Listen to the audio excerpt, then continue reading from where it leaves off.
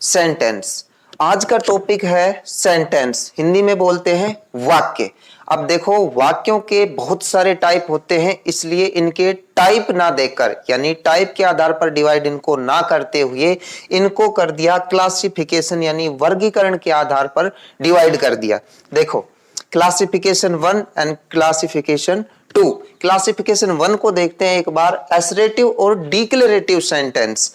Assertive स्वीकारात्मक और declarative कथात्मक वाक्य। देखो, और आ गया, और मीन्स होता है यहां अथवा, कि स्वीकारात्मक अथवा कथात्मक वाक्य। दूसरा होता है इंपेरेटिव सेंटेंस। इंपेरेटिव सेंटेंस को बोलते हैं आज्ञा सूचक वाक्य। नंबर तीसरा एक्सक्लेमेटिव सेंटेंस, विस्मयादिबोधक वाक्य। नंबर 4 है ऑप्टेटिव सेंटेंस, इच्छा सूचक वाक्य। अब बात करते हैं क्लासिफिकेशन 2 की बात। Affirmative sentence, negative sentence, interrogative और इंटेरोनेगेटिव, और यानी या इसका दूसरा भी नाम होता है मॉडर्न इंग्लिश के अंदर डबल इंटेरोगेटिव भी इसको बोलते हैं। अब देखिए, ये सभी जो सेंटेंस के टाइप हैं क्लासिफिकेशन 2 वाले, ये काम आते हैं टेंस के अंदर। ये सभी टेंस में हम पढ़ने वाले हैं टेंस की वीडियो में, तो इसलिए आज का जो टॉपिक है वो इस पर आधारित है, सेंटेंस पर, ताकि आगे टेंस पर पढ़ने पर कोई दिक्कत ना आए।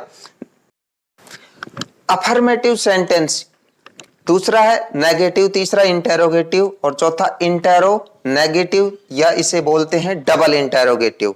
ये सभी टेंस के अंदर काम आते हैं। हिंदी बता दे एक बार, अफर्मेटिव सेंटेंस को बोलते हैं स्वीकारात्मक वाक्य, नेगेटिव नकारात्मक, इंटेरोगेटिव प्रश्नवाचक वाक्य, और इंटेरोनेगेटिव यानी नकारात्मक और प्रश्नवाचक दोनों होंगे इसके अंदर। अब चलते हैं क्लासिफिकेशन 1 की तरफ, assertive and declarative sentence. Number first, assertive sentence. देखिए, ऐसे सेंटेंस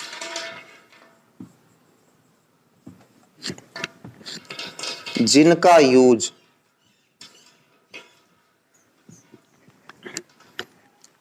कोई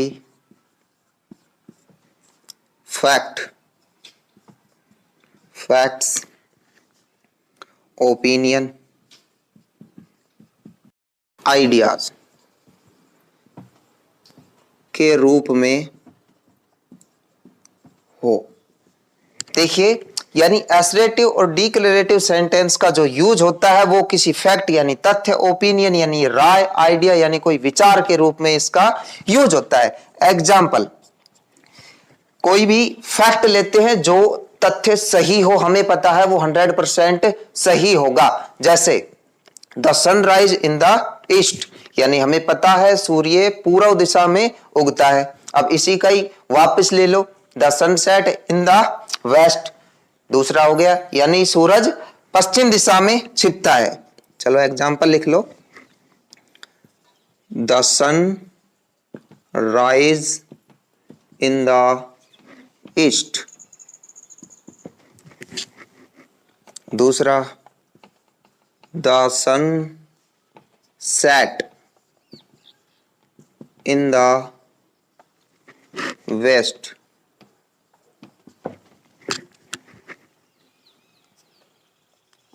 the pole star is in the north, यानी द पोल स्टार, ध्रुव तारे को बोलते हैं pole star. Pole star is in the north, यानी ध्रुव तारा उत्तर दिशा में है। अब चलते हैं नंबर 2 की तरफ, imperative sentence. Number 2, imperative sentence, यानी आज्ञा सूचक वाक्य। ऐसे सेंटेंस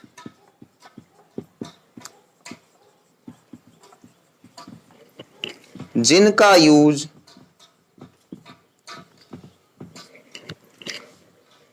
ऑर्डर,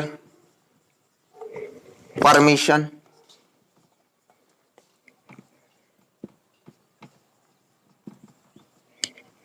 और रिक्वेस्ट के रूप में हो। यानी इन सेंटेंस इंपेरेटिव सेंटेंस यानी आज्ञा सूचक वाक्य है, नाम से भी पता चल रहा है आज्ञा सूचक वाक्य। इनका उपयोग कहां होगा? ऑर्डर यानी कोई आदेश के रूप में, परमिशन अनुमति के रूप में, और रिक्वेस्ट यानी किसी से निवेदन के रूप में। एग्जाम्पल लेते हैं सीधा। कोई भी किसी को मान लो ऑर्डर दे रहा है, ऑर्डर कैसे देगा? गो देयर, वहां जाओ। कम हेयर, यहां आओ।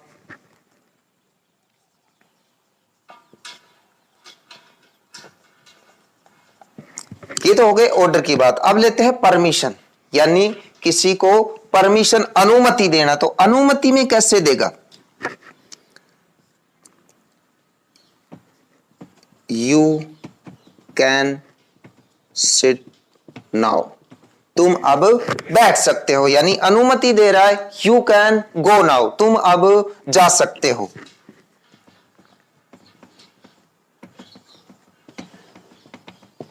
ये हो गए रिक्वेस्ट, नहीं सॉरी, ऑर्डर के लिए तो हो गया, परमिशन हो गया। अब आता है रिक्वेस्ट, यानी निवेदन करेगा। निवेदन का एग्जांपल लो, लेट मी गो नाउ। अब निवेदन कर रहा है, मुझे जाने दो। लेट मी प्ले नाउ, मुझे अब खेलने दो। यानी रिक्वेस्ट कर रहा है उससे बार बार कि मुझे जाने दो, मुझे खेलने दो, मुझे पढ़ने दो, मुझे सोने दो। इस तरह के जो भी एग्जाम्पल होते हैं ये सभी आते हैं इंपेरेटिव सेंटेंस के रूप में। अब चलते हैं नंबर 3 की तरफ। नंबर 3 पर आता है एक्सक्लेमेटिव सेंटेंस। एक्सक्लेमेटिव सेंटेंस, विस्मयादि बोधक वाक्य। ऐसे सेंटेंस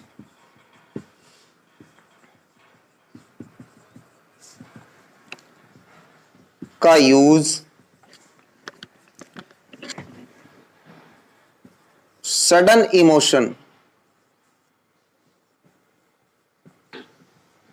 इमोशंस,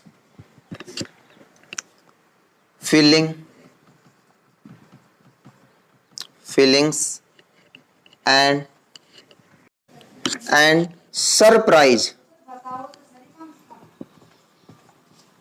के रूप में होता है।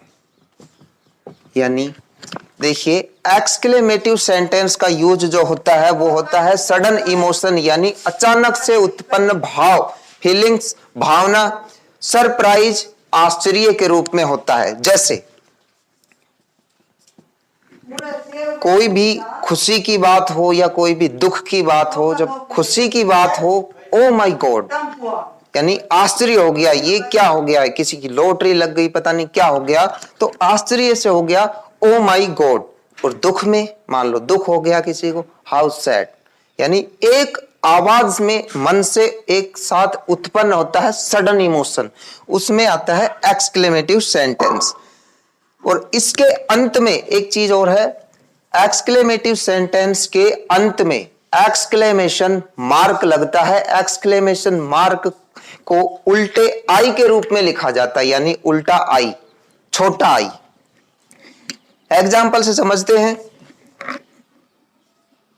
ओ माई गॉड,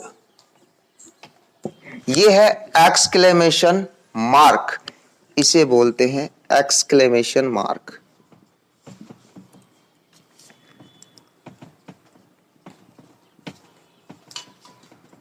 यानी उल्टा आई, एक आवाज में निकला, मन की एक भावना से एक सडन इमोशन जो निकला, ओ माई गॉड, और लास्ट में एक्सक्लेमेशन मार्क। ऐसे ही ये तो हो गया चलो हैप्पी यानी खुशी में। दुख में क्या निकलता है, हाउ सैड, बहुत बुरा, इसके भी अंत में एक्सक्लेमेशन मार्क। ऐसे ही ओ, अरे, हुर्रे लिख लो, ओ इनके बाद लगता है एह, इनके बाद लगता है हुर्रे, इन सभी के बाद भी क्या लगता है, यानी सडन इमोशन होता है व्हाट,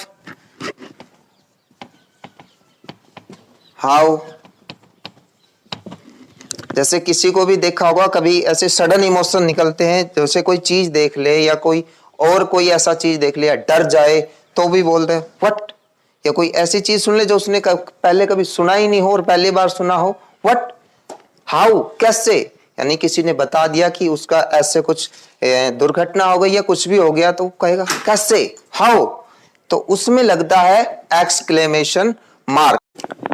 नंबर 4 पर आता है ऑप्टेटिव सेंटेंस, ऐसे सेंटेंस जिनका यूज एक्सक्लेमेशन की तरह होता है, यानी जिनका उपयोग प्रेयर, विश और कर्ज के रूप में होता है, यानी प्रार्थना हो, कोई आशा हो या कोई अभिशापित हो, इनके रूप में होता है ऑप्टेटिव। ये एक एक्सक्लेमेटिव सेंटेंस का ही टाइप है लेकिन अलग बना दिया ऑप्टेटिव सेंटेंस। देखिए एग्जाम्पल से समझते हैं। सबसे पहले लो प्रेयर का, यानी कोई प्रेयर करे, कोई प्रार्थना करे किसी के लिए तो क्या करता है, wish U a very happy birthday, यानी किसी को विश किया है। प्रेयर की बात करें तो may you get a good job, मैं आशा करता हूं कि आपको एक अच्छी जॉब प्राप्त हो, अच्छी जॉब मिले, अच्छा काम मिले।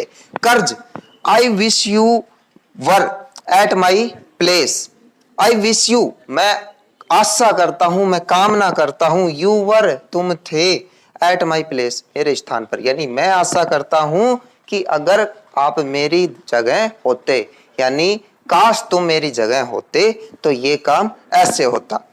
अब चलते हैं क्लासिफिकेशन 2 की तरफ। क्लासिफिकेशन 2 में आता है number first affirmative sentence, number दूसरा नेगेटिव सेंटेंस। यानी अफर्मेटिव यानी स्वीकारात्मक वाक्य। स्वीकारात्मक वाक्य देखिए, ऐसे सेंटेंस जिनका यूज हाँ में होता हो, यानी जिनका यूज हाँ में हो, जैसे नहीं नहीं होना चाहिए, हाँ में होना चाहिए, स्वीकारात्मक। अमन इज ए गुड टीचर, हाँ में है, नहीं में नहीं है, क्या कि अमन एक अच्छा टीचर है। Ram is a best person, Ram एक अच्छा आदमी है। आगे देखते हो नंबर सेकंड नेगेटिव सेंटेंस, ऐसे सेंटेंस जिनमें नॉट का यूज होता हो, यानी एग्जाम्पल से समझो इन्हीं से, Ram is not a good person, Ram एक अच्छा व्यक्ति नहीं है। यू आर नॉट प्लेइंग, तुम नहीं खेल रहे हो। अब आता है इंटेरोगेटिव सेंटेंस। देखिए इन सेंटेंस के अंदर क्या होता है, हिंदी वाक्य की पहचान बताएं तो पहले आता है इनमें क्या, यानी क्या से शुरू होंगे, और अंत में आता है क्वेश्चन मार्क। एग्जाम्पल से समझते हैं। क्या तुम खेल रहे हो,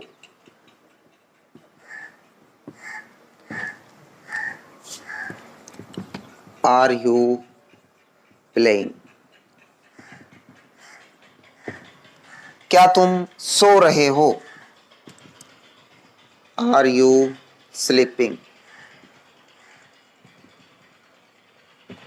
क्या तुम पढ़ रहे हो, आर यू रीडिंग। ऐसे करके बहुत से एग्जाम्पल, यानी पहले कहने का मतलब है क्या आएगा, यानी क्या से शुरू होंगे और अंत होगा क्वेश्चन मार्क पर। अब देखते हैं अगला, 4th नंबर पर आता है नेगेटिव इंटेरोगेटिव।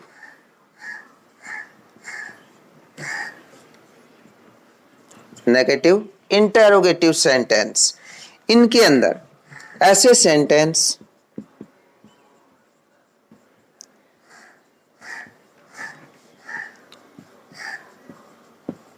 जिनमें प्रश्न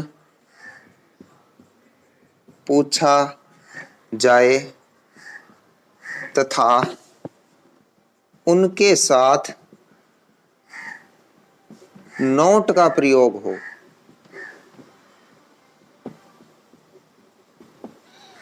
देखिए ऐसे सेंटेंस होंगे, यानी और क्वेश्चन मार्क इनके भी अंदर आता है, यानी सेम है इंटेरोगेटिव सेंटेंस, वही आते हैं इंटेरोनेगेटिव के अंदर। नेगेटिव से समझ जाना कि नॉट का यूज होगा सेम, वही सब सेम चीजें, एग्जाम्पल लो सीधा ही, नहीं लगा देना। आर यू नॉट प्लेइंग, क्या तुम नहीं खेल रहे, आर यू नॉट प्लेइंग, और अंत में वही क्वेश्चन मार्क। दूसरा यही सेम ले लो, आर यू नॉट स्लीपिंग, क्या तुम नहीं सो रहे हो, क्या तुम नहीं पढ़ रहे हो, क्या तुम नहीं खेल रहे हो, क्या तुम टीवी नहीं देख रहे हो। ऐसे करके इनमें आता है नेगेटिव इंटेरोगेटिव में, यानी सेम रहता है, सिर्फ एक फर्क है नोट का, यानी इनके साथ नोट लग जाता है। इसके बाद एक और आता है जो नेगेटिव इंटेरोगेटिव का ही है, लेकिन मॉडर्न इंग्लिश में उसको डबल इंटेरोगेटिव के रूप में लिखते हैं। एक बार उसको भी समझ लेते हैं। डबल इंटेरोगेटिव सेंटेंस देखिए, एक्स्ट्रा है ये, एक्स्ट्रा, डबल इंटेरोगेटिव नेगेटिव या intero negative. Double intero negative या इंटेरो नेगेटिव एक ही बात है, आगे पीछे, यानी ऐसे सेंटेंस, चलो इसको भी लिखवा दूं,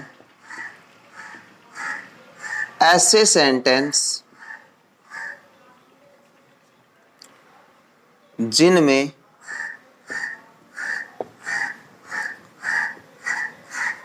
प्रश्न को पूछने का तरीका हाँ अथवा ना में न हो, यानी कहने का मतलब यही है कि जो हमने इंटेरोनेगेटिव और इंटेरोगेटिव जो पढ़ा था उसी के अंदर या उसी पर आधारित ये भी एक अलग से टाइप है, या मॉडर्न इंग्लिश में अब उनको चेंज कर देते हैं, इंटेरोनेगेटिव को उसको डबल इंटेरोगेटिव बना दिया। यानी कहने का मतलब ये है सभी में सवाल पूछेंगे, प्रश्न पूछेगा कोई ना कोई, लेकिन इसके अंदर क्या होगा कि एक तो इंटेरोगेटिव एक इंटेरोनेगेटिव दोनों में क्वेश्चन पूछे, लेकिन उनका जवाब हम हाँ और ना में दे सकते हैं। क्या तुम खेल रहे हो, हाँ, क्या तुम सो रहे हो, हाँ या नहीं। अब इसमें क्या होगा, ये शुरू होंगे WH वर्ड से, यानी इनकी शुरुआत इसमें लिख लो, इनकी शुरुआत WH वर्ड से होती है, यानी WH वर्ड दे देंगे, ये WH वर्ड लिख लो, इधर मैं लिख देता हूं, WH वर्ड्स। WH में आता है why, how, where, when, whom, whose, what,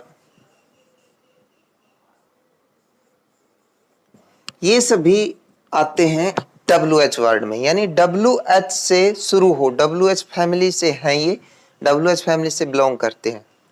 अब देखिए इनका लेते हैं एग्जाम्पल, WH भी समझ गए, इसके साथ साथ इसका एग्जाम्पल लेते हैं जिसका हाँ और ना में जवाब ना दे सके, यानी ये बोल दे हिंदी में कि तुम क्यों खेल रहे हो, तुम क्यों खेल रहे हो। अब देखिए फर्क क्या है, डिफरेंस, यानी नेगेटिव और इंटेरोगेटिव दोनों, इंटेरोनेगेटिव की बात करें, इंटेरोनेगेटिव और इंटेरोगेटिव, उनमें क्या था कि शुरू में आ रहा था क्या, यानी क्या से जब शुरू होगा तो हम हाँ और ना में दे सकते, लेकिन अब देखो क्यों, कि तुम क्यों खेलते हो, इसका मतलब हाँ और ना में जवाब हम नहीं दे सकते, हमें रीजन बताना है। तो जब भी रीजन की बात करें तो वहां होता है डबल इंटरोगेटिव सेंटेंस। अब देखिए इंग्लिश देखो, क्यों, तो WH से शुरू होगा, Y are you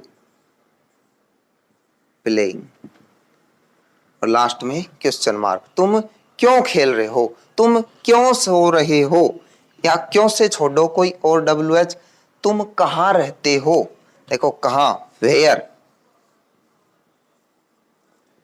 where are you living, where are you living, तुम कहां रहते हो।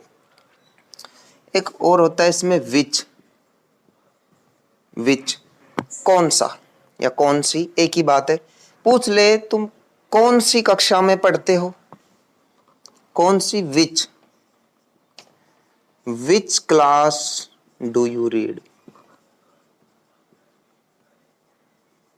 यानी तुम कौन सी कक्षा में पढ़ते हो। देखो इसके साथ साथ एक चीज और बता देता हूं फिर से, विच, जब भी WH का विच आए उसके साथ ऑब्जेक्ट पहले लगता है क्लास। तुम कौन सी कक्षा में पढ़ते हो, कक्षा, ये ऑब्जेक्ट पहले आता है इसके साथ, यानी जब भी विच आएगा तो विच के साथ हमेशा ऑब्जेक्ट आता है। तो ये थे सेंटेंस। I hope